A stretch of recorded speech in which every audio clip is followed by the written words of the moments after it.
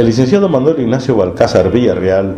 es originario de Tuxtla Gutiérrez, Chiapas, licenciado en Ciencias Políticas por la Universidad Iberoamericana, maestro en Administración Pública, diplomado en Seguridad Nacional por el ITAM, INAP y CISEN,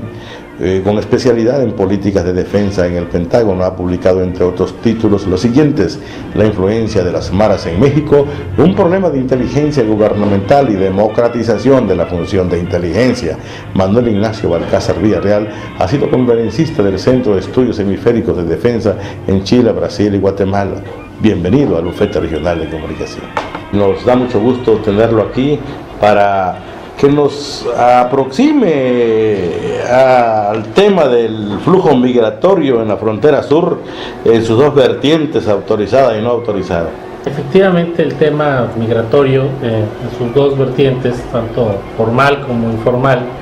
y también en la vertiente de flujo y contraflujo, es decir, de norte-sur y sur a norte, ha sido de gran impacto específicamente para el estado de Chiapas, no solo por la dimensión de frontera que comparte con Guatemala, que son aproximadamente 658 kilómetros, sino también por las implicaciones que tiene en términos de presión demográfica, de incidencia delictiva y de la presencia de bandas dedicadas al crimen organizado que lucran con la necesidad de los migrantes. ¿Cómo se da este fenómeno, licenciado, en cuanto a las bandas delictivas aquí en Centroamérica? Bien, estas bandas están representadas en distintos grupos que se van coordinando a lo largo de... ¿Origina la pobreza, la marginación, el aislamiento social? ¿Qué lo origina eso? En el caso de las pandillas delictivas juveniles o maras, como son conocidas en Centroamérica, es una composición mixta, efectivamente, entre pobreza, marginación, falta de educación, crimen callejero, desatención institucional, migración, por supuesto, y el proceso que vivió toda la región de Centroamérica en la década de los 80s, principios de los 90s, de guerras civiles, donde había una espiral de violencia inserta en la región y donde la gente estaba muy acostumbrada a ese uso de la violencia, flujos migratorios masivos hacia Estados Unidos, que con el término de los procesos revolucionarios internos, la firma de los tratados de paz en Esquipulas, tratados de paz de Esquipulas y los acuerdos del Castillo de Chapultepec, donde México fungió como negociador y garante de la paz, lo que se hace es repatriar a muchos de esos inmigrantes no documentados de los Estados Unidos hacia Centroamérica. En algunos casos no se previeron políticas públicas de reinserción social y el efecto que tuvimos fue organizaciones delictivas de primer mundo en contextos rurales de tercer mundo con poca atención institucional, que fueron evolucionando en estas famosas maras que tienen esta penetración transnacional y que se han dedicado históricamente desde su deportación hacia Centroamérica a extorsionar migrantes, que es, digamos, lo que ellos conocen tradicionalmente por su composición y su origen, y se alimentan permanentemente de jóvenes de barrios marginales, aunque no hay una exclusión para jóvenes de otros extractos sociales, pero preferentemente sí son en condiciones de pobreza y falta de desarrollo, y a partir de ahí, pues van de manera permanente, ya en una línea de tiempo de 60 años aproximadamente, de mantenerse vigentes en actividades delictivas de todo tipo. Este fenómeno de las maras salvatruchas, ¿cómo afectan la gobernabilidad de gestiones, por ejemplo, como las de Chiapas? En el caso mexicano, las pandillas delictivas juveniles tienen una presencia menor y una capacidad de maniobra mucho más acotada. El caso chiapaneco también registra una menor presencia, en tanto es una especie de paso de tránsito, donde sí las pandillas han tenido presencia, particularmente la tuvieron a principios de siglo XXI. Se hicieron operativos coordinados con Guatemala en algunos momentos y ha logrado acotar mucho esta manifestación.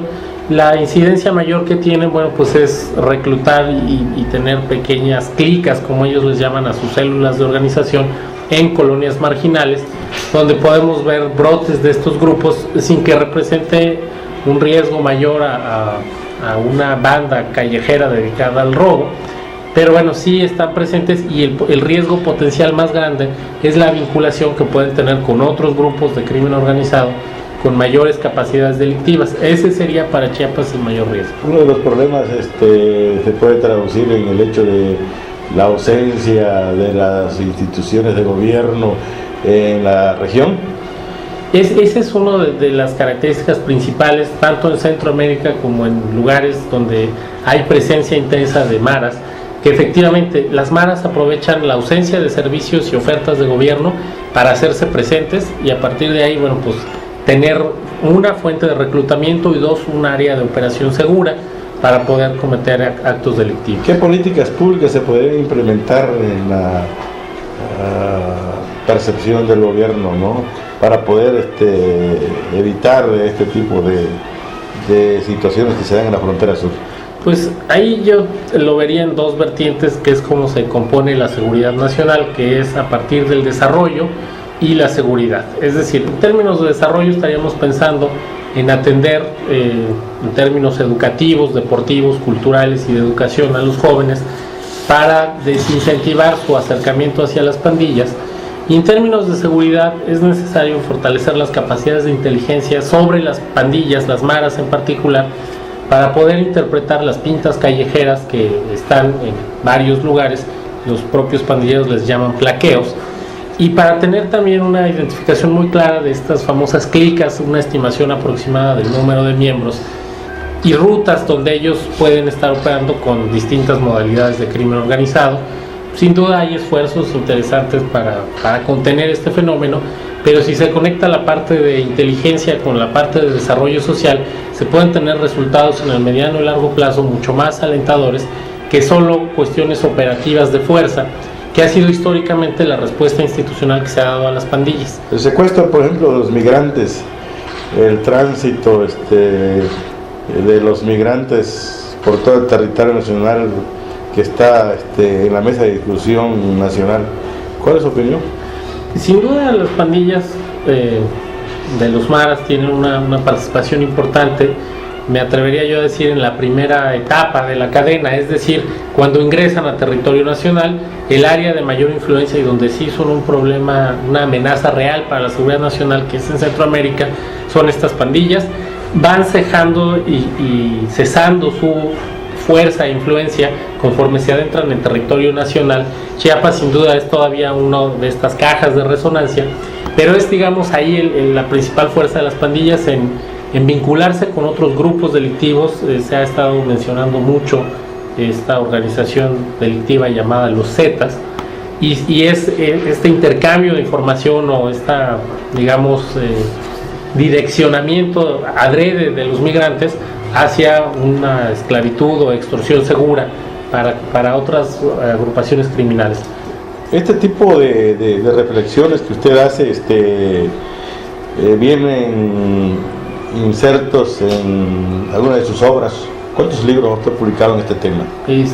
En materia de pandillas específicamente tenemos una obra publicada por el Instituto Nacional de Administración Pública, el INAP, que se llama precisamente así, la influencia de las maras en México, un problema de inteligencia gubernamental. La participación del Pentágono se derivó también en dos publicaciones de coautoría del Centro de Estudios Hemisféricos de Defensa y la Agencia de Defensa de Inteligencia de Estados Unidos, dependientes del Pentágono, que se enfoca más hacia las cuestiones de inteligencia, es decir, cómo podemos nosotros con procesos y métodos de información para los tomadores de decisiones garantizar que no estemos avanzando en círculos en una política que evidentemente necesita atender las causas más que los efectos, y donde a lo largo del tiempo podríamos pensar que estamos atendiendo más las causas que los efectos. Es decir, no se ha visualizado hasta ahora una atención estructural, porque las capacidades de inteligencia estaban más bien orientadas hacia una vertiente operativa. Tendríamos que pensar en un enfoque preventivo, o en términos ya más avanzados se le ha llamado también inteligencia para la paz, que es un concepto que se maneja en la OTAN, y empezar a interactuar con elementos de las propias pandillas, pero no tanto para operativos, sino para cuestiones de prevención. Ese tipo de opiniones han sido difundidas y multiplicadas en la revista Proceso, me parece, y también en la revista especializada Nexos, ¿no? Donde lo citan a usted ahí como una de las grandes reflexiones sobre el tema migratorio, ¿no? Sí, afortunadamente la revista Nexos tiene un apartado llamado Gabinete de Lectura, donde hace recomendaciones de publicaciones especializadas en diversos temas relacionados con ciencias sociales y seguridad, y en el volumen correspondiente al mes de diciembre del año 2010 precisamente recomiendan el libro de autoría propia de Pandillas en México, y el autor, Eduardo Guerrero, de este espacio muy generosamente señala que es uno de los mejores estudios que se han escrito de pandillas en México, y también parte de lo que él señala es la novedad del estudio, donde efectivamente el tema de las maras es algo poco estudiado en el país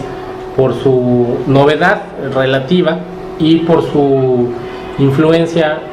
marginal, digamos, en términos del crimen organizado, pero sí muy presente en temas, como usted lo señalaba bien, de migración, que están en la agenda nacional e internacional y regional, cada vez más fuertes, sonando por presiones de gobiernos centroamericanos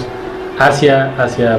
el gobierno mexicano sobre la seguridad que debe de darse a los migrantes. Muchas gracias y felicidades por esos éxitos editoriales. Muchas gracias a usted, qué amable. Muchas gracias. Gracias.